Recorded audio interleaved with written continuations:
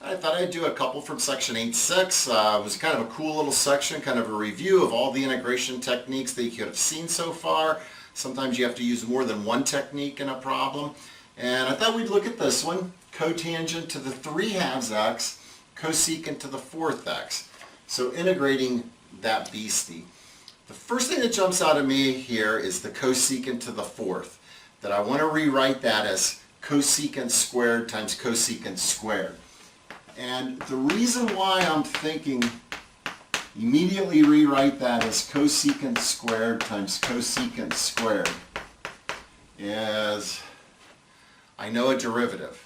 I'm immediately thinking of a derivative. I know from way back in Calc 1, I know that the derivative of cotangent is negative cosecant squared.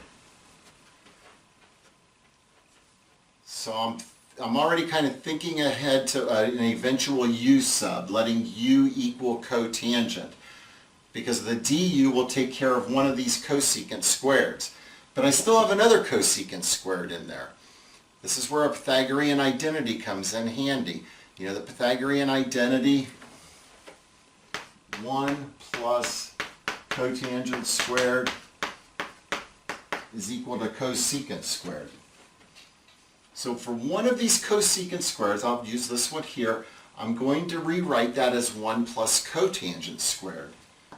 So we have cotangent to the 3/2 x, Pythagorean identity for that, so that's a 1 plus cotangent squared x.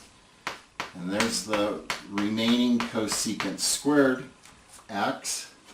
So that if we let u equal cotangent x, du is negative cosecant squared x dx, or negative du is cosecant squared.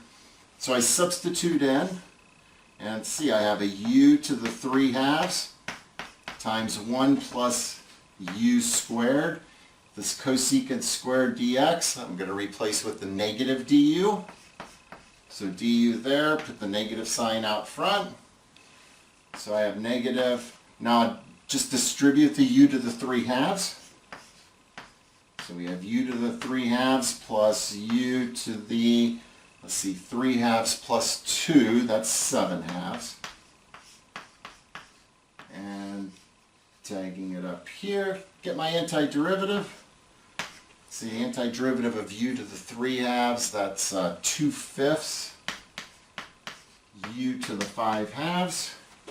Antiderivative of u to the 7/2, that's 2/9 u to the 9/2. Tack on a plus c. And then, don't forget, got to resubstitute.